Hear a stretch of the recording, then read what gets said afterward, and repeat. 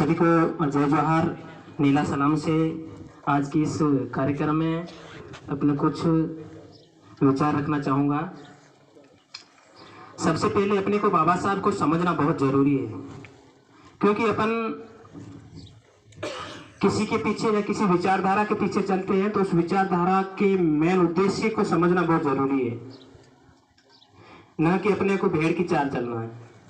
बाबा साहब कौन थे और उन्होंने अपने लिए क्या किया, और आज अपन लोग बाबा साहब की जयंती लगभग 14 अप्रैल से 15 दिन पहले और 15 दिन बाद तक भी चलाते रहते हैं।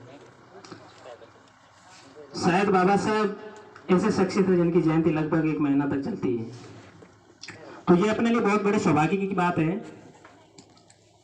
और बाबा साहब ने सिर्फ अपने SC ST या माइनॉरिटी या OBC के लिए ही काम किया, इतना ही नहीं। बाबा साहब बहुत ही दूरदृष्टि सोच के और विद्वान थे। उन्होंने भारत का हर एक छोटा बच्चा, हर एक महिला पुरुष किस प्रकार से सुरक्षित रह सके, किस प्रकार से जीवन यापन कर सके, इन सबको मद्देनजर रखते हुए बाबा साहब ने संविधान बनाया। और संविधान में मुख्य रूप से महिलाओं को विशेष अधिकार दिया गया, क्योंकि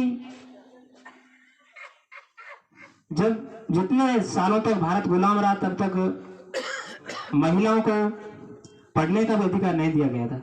लेकिन दुर्भाग्य यह है कि सरस्वती देवी कहां से पैदा हो गई। और बाबा साहब ने महिलाओं के लिए सिर्फ अपने SC ST OBC के लिए ही नहीं दिया, बल्कि सर्व कास्ट के लिए आज जो महिलाएं उच्च पदाधिकार पर बैठे, उच्च पद पर आसीन है, वो भी बाबा साहब की बदौलत है। और यहां तक ही नहीं, बाबा साहब ने अपने समाज को या भारत देश को सपनों के भारत के रूप में किस प्रकार देखना चाहता, क्योंकि घर का मुखिया होता है वो हमेशा अपने संतान को या अपने परिवार की उन्नति देखना चाहता है। तो बाबा साहब ने भी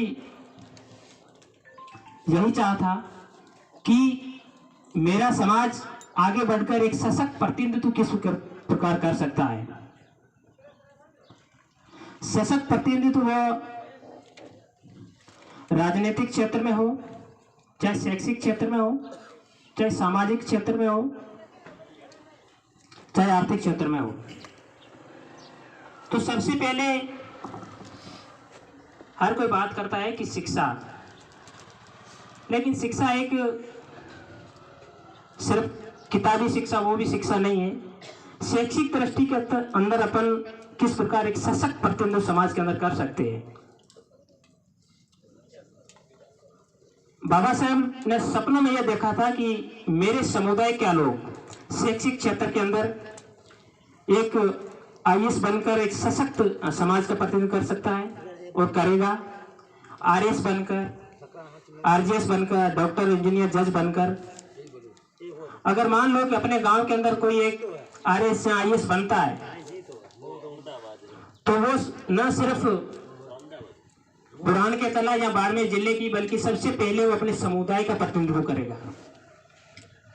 अगर कोई मान लो कोई मेघवाल जाति से या भील जाति से कोई IAS बना, तो सबसे पहले वो पूरे समुदाय का प्रतिनिधित्व करेगा, न कि अपने गांव का या फिर अपने परिवार का। हाँ, गांव समुदाय की बात वो जिले का या अपने गांव का, जैसे बुरहान का तला है तो बुरहान के तले का, या गागरिया का है तो गागरिया का। यह था शैक्षिक क्षेत्र में सशक्त प्रतिनिधित्व। और राजनीतिक क्षेत्र में एक स्वतंत्र विचारधारा का प्रतिनिधि होना चाहिए, न कि किसी पार्टी का गुलाम।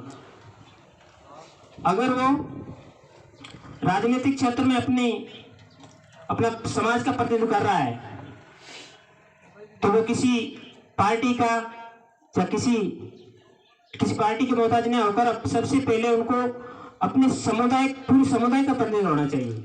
स्वतंत्र प्रतिनिधित्व। और आर्थिक क्षेत्र पर देखा जाए तो आर्थिक क्षेत्र के अंदर अपने समुदाय का सशक्त प्रतिनिधित्व कैसे होना चाहिए, मजबूतीकरण किस प्रकार से अपन कर सकते हैं। जैसे व्यापार की दृष्टि से देखते हैं तो जहां तक संभव हो अपनी वस्तुओं का लेन देन आयात निर्यात हमेशा अपने समुदाय के लोगों से कीजिए, ताकि उनका भी कारोबार चल सके और अपने समुदाय का भी एक सशक्त प्रतिनिधित्व हो सके। तो इसी प्रकार बाबा साहब ने सपनों के भारत के रूप में एक दूरदृष्टि सोचकर संविधान का निर्माण कर दिया था। तो इसी विचारों के साथ मैं अपनी वाणी को विराम देना चाहूंगा। आप सभी का पुण्य जोहार, आभार, अभिनंदन।